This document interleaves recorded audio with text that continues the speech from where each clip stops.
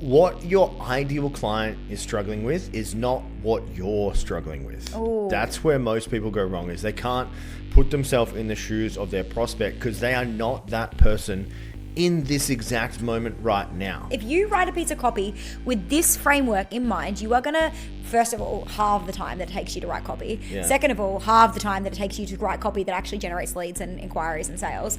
And third of all, you'll finally be one of those people that online, when you read their copy and you're like, oh my God, they just get me. You're going to create that feeling for your audience as well.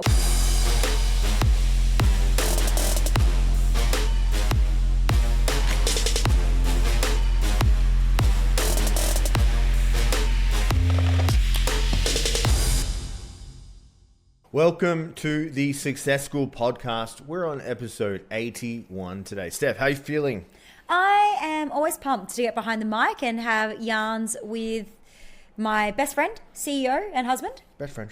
Best friend. And what are we talking about today? What's Today, the topic? We're talking about your sales copy blueprint. Now, that just sounds like a lot of words that have been strung together. Yeah, I don't know if that's... Sounds lame. It does sound lame, but what we're actually going to talk about today is the exact language that you need to use in every single piece of content to ensure that it makes you money. And so we are going to dive into that today, which I'm pumped because this is like my jam. I feel like it's my jam, but it's definitely your jam also.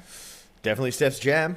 We'll kick off with our personal updates. If you've been following on social media, we bought a ranch. I don't know what the technical term or definition of a ranch is, but we've got one anyway. We're calling it a ranch.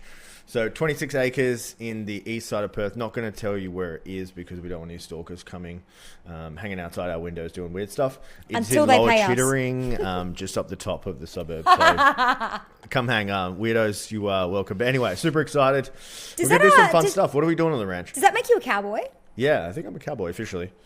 Like, I'm a cowboy in business, but like a cowboy in real life now. Cowboy in real life. What do you? What ranch dreams are you bringing to life out there? I guess, why did I buy the ranch besides shooting guns and arrows and driving my motorbike on there? I don't know, for you, really. That's why I bought it. Why did you want to buy a ranch and spend our life savings? Okay, so we spent our life savings on a ranch because, just 26 acres. It's absolutely beautiful. We have always wanted to be in nature a little bit more and spend a little bit more time with a bit more space around us. So super excited for that. Additionally, we've always wanted to have some Airbnbs because we are Airbnb, I would say aficionados, meaning that we've stayed in a lot of Airbnbs and we've stayed in like some of the crappiest ones. We've stayed in some of the most expensive ones, which honestly are still pretty crappy. And we want to do it differently. We want Airbnbs that inspire entrepreneurs. So we're really excited to build some Airbnbs on the land. It's going to be something around the word impact, I think, like impact ranch, impact retreat. We're not really sure yet, but something about the fact that you can come in, you can work on growing your impact, you can make an impact, you can all the impact, everything's on an impact. Be the impact. Yeah. So we're excited. We're really excited. Get hit with a stick, impact. What's the timeline? Yeah, timeline. Well, I don't know. Council approval, 6 months, then who knows? It's probably looking about mid-2026, I'd say. Mid-26, yeah. For finalised. So waitlist open, guys. Happy to take donations of $100,000 or more to go towards this project. What's your update?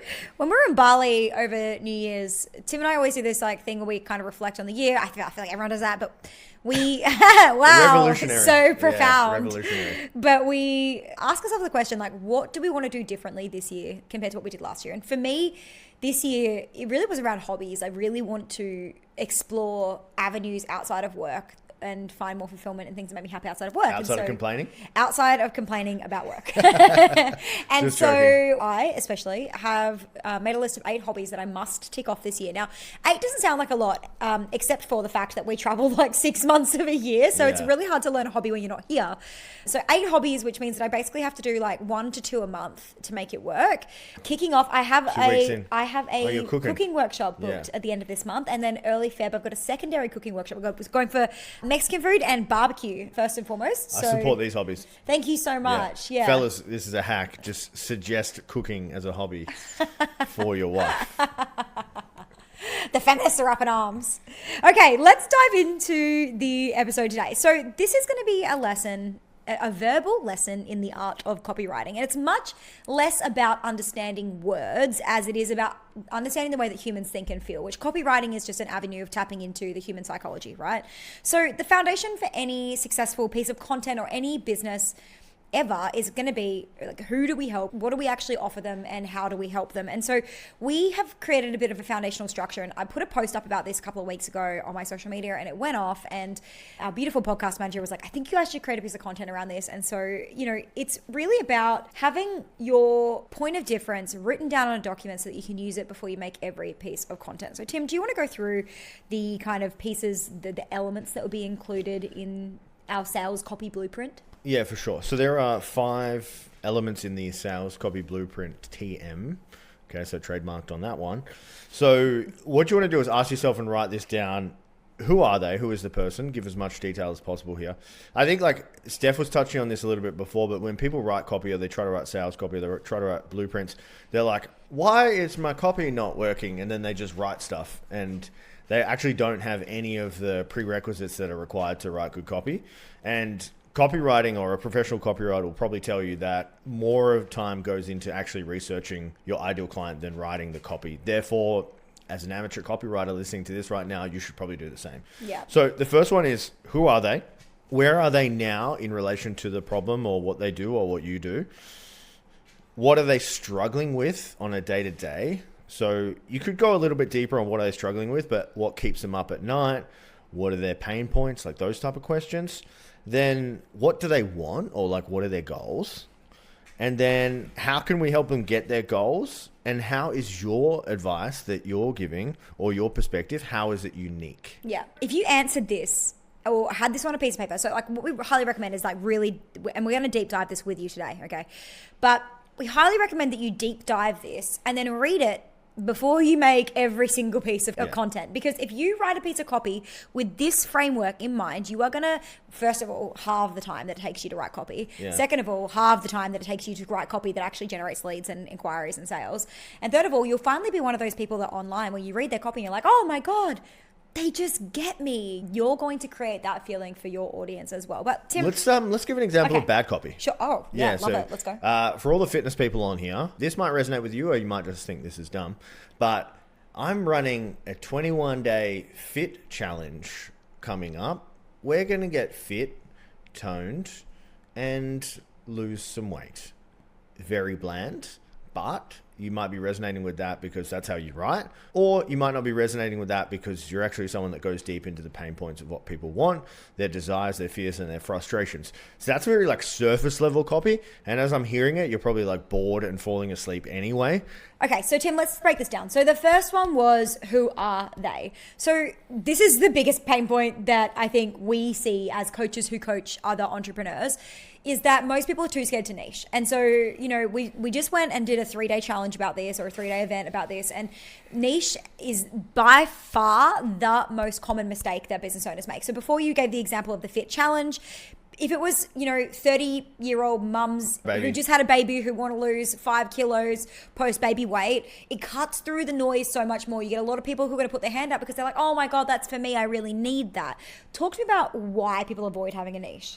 Yeah, so most of the time people avoid having a niche because they feel like they can work with everyone and they don't want to limit themselves to just one person because maybe they get bored of just working with that one person because they're trying to find meaning in their business instead of their life. Did I hit that on the head there, Steph? Totally hit that on the head. I think that there's 2 parts to this. I think that the reason that people have that common objection, other than the finding meaning in their life thing, which is so true, by the way, is that they're too scared to niche down because they're scarce. They're scared that if they cut out a portion of the market, then they won't actually have enough clients to pull from. I can guarantee you there's enough mums that are postpartum that want to lose weight that you're going to be fine as long as your message cuts through. Yeah. The thing is that when you try and speak to everybody, you speak to nobody. You're going to make way less money by being general than you are by being niche. I think 2025 is the year for niche for sure. Yeah. How do you pick a niche? How do you pick a niche? They need to have expendable income to pay for your thing. They need to be easily marketable, and they need to have a problem. And the main problems are in health, making money, or improving relationships. They're the 3 niches and the 100 sub niches of each of those where a lot of people do really well. And so I hope you're in one of those. I hope your ideal client or target market has money or the expendable income to pay for what you are, and they're easily findable online. If you're trying to market fishing gear to Eskimos and they don't have social media or internet, you're going to have a very hard time. So they have to be marketable. Interesting analogy. I want to talk about really quickly, what's the difference between picking a niche based on demographics demographics and psychographics versus picking a niche based on problem and pain point? I think demographics and psychographics are a little bit done to death. Like, oh, I'm a fitness coach for mums, versus with the pain points in mind, oh, I'm a fitness coach for mums who want to lose 5 kilos postpartum. So we're just adding in more qualifiers in there and getting a little bit more deep. Yeah. So instead of being super shallow and wide, we're going deep and narrow, and every pain point or every psychographic we add makes it a little bit deeper and more specific. But I think a common misconception here with niche is if I niche too far, other people are not going to want to work with me.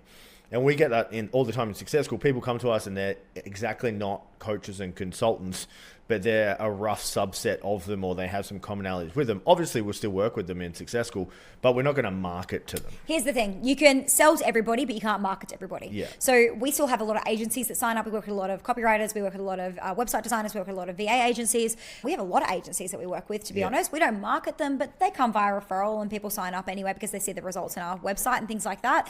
It's not that we can't sell to them. It's just that if we market to everybody, hey, we work with all service-based businesses everywhere all the time. One, it looks a little scammy. Yeah. And two, it just dilutes our message. So when we niched in personally, it was a huge game changer for our business. So we highly recommend niching. Massive. So number 2, massive. Massive. Number 2, where are they now? Steph, can you walk us through your process for getting inside your ideal client's head to write them copy? Right. So you know who they are. Ideally, you've just picked a niche. Ideally, your niche has a problem that you can solve. Okay. The question of where are they now, you really want to go, like, they're not like just in their lounge room. Okay. But where are they now is like probably on the toilet. scrolling on their phone.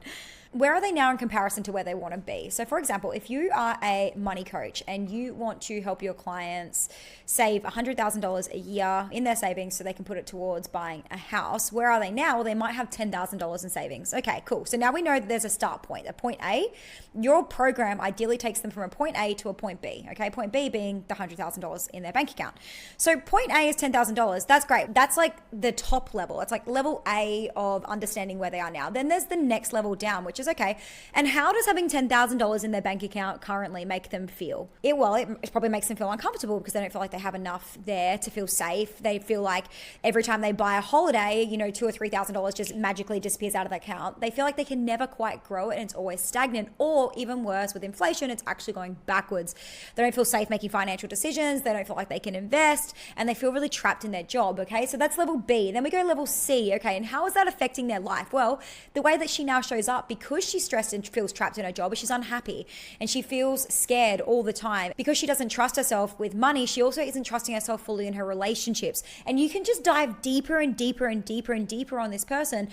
And all of a sudden you go from, hey, I want to save $100,000 to you only having $10,000 in your bank account is actually not only affecting your life, it's affecting your career choices and your ability to make decisions on a day-to-day basis. And that's exactly why we want to help you to, create $100,000 in your bank account, not only so you can buy the house of your dreams, but so you can finally operate from a space of freedom and energy in your life. And so it's just a lot more powerful than I'll help you save $100,000. And I just riffed on that on the spot. So it's definitely not my niche and it's definitely not what I'm good at, but you can see that the messaging is already so much more powerful when you're able to just keep asking how that affects them and why, how that affects them and why.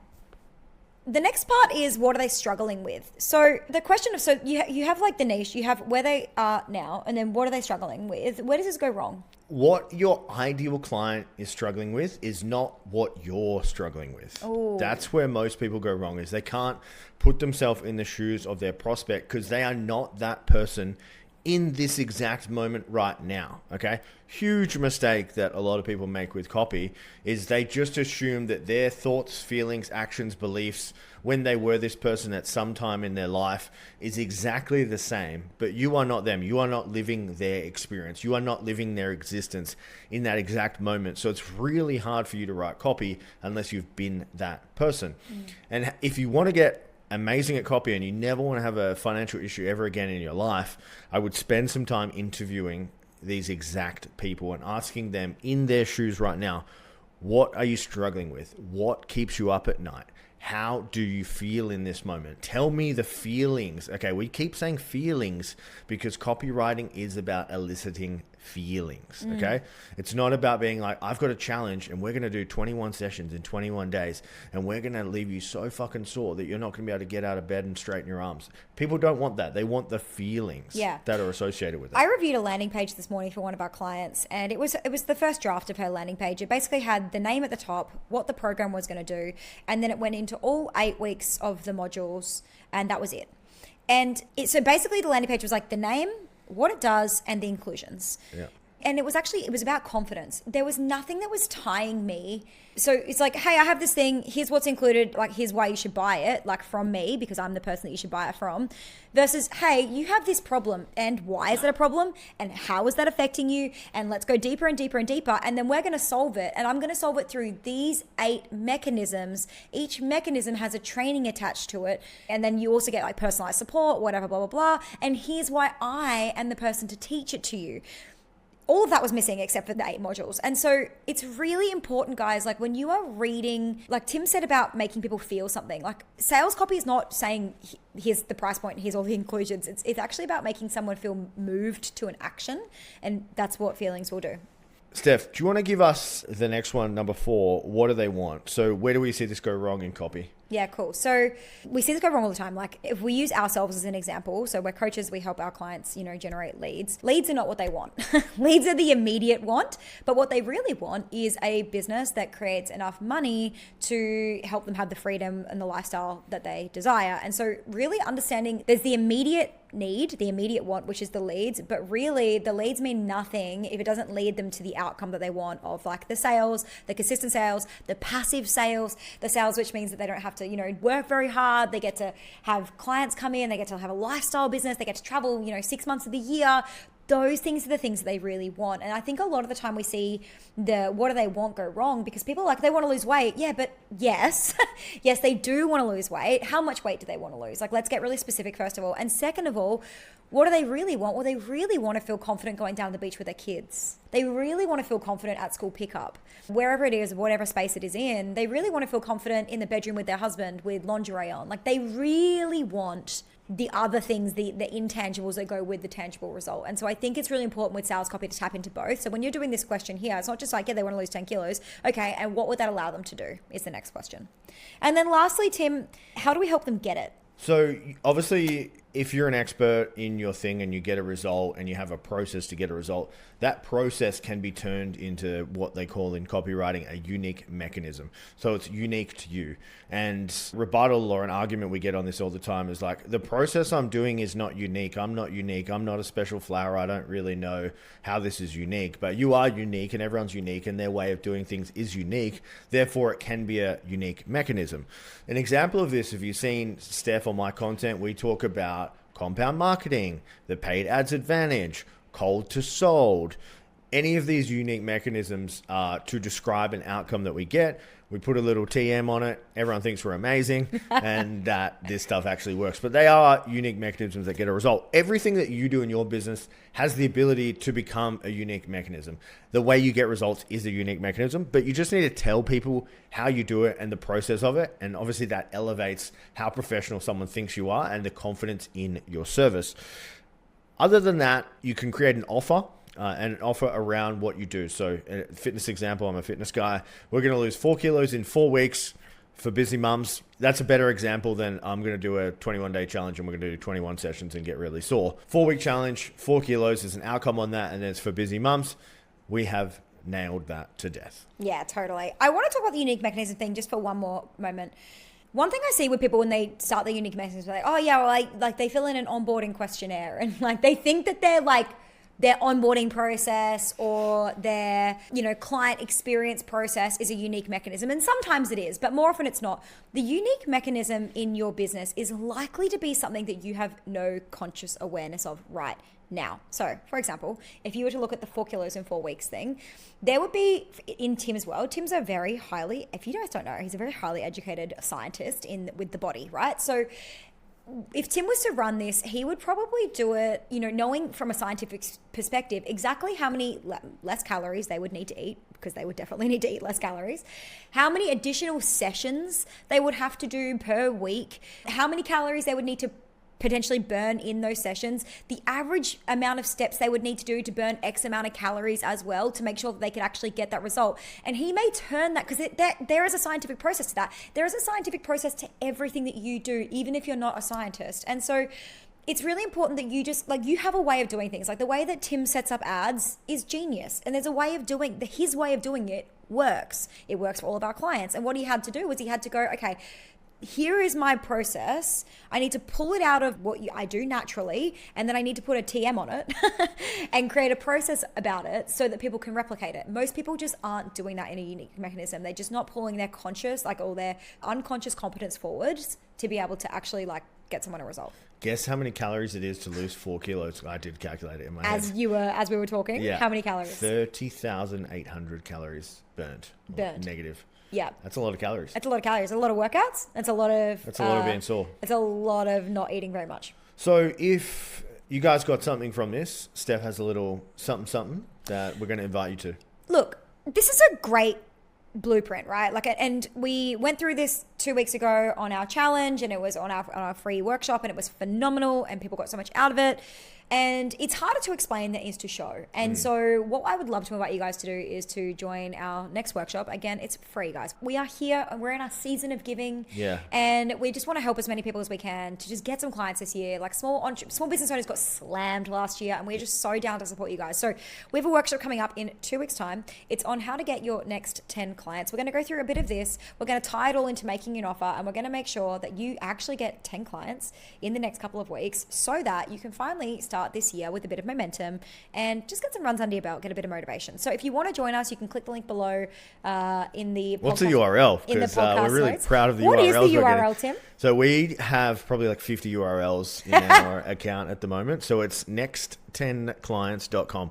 I'm not kidding. I got that. So it's NEXT, like the number 10, 10, and then clients.com. So if you want to join us, head to www.next10clients.com. We would love to have you guys there. We'd love to show you exactly how to implement this and so much more. Make it heck yes offer. Get clients literally on demand, in like how to install this into your business. We would love to support you to do that. So please join us. Awesome, guys. If you got some value from the show, please subscribe. We need to get those rookie numbers up on the subscription. Yeah, guys, we're not begging, but please help. Yeah, we're not begging, but please do it. I'm on hands and knees right now. So if you're watching, you can see that there. Thanks, Steph. It was lovely to chat.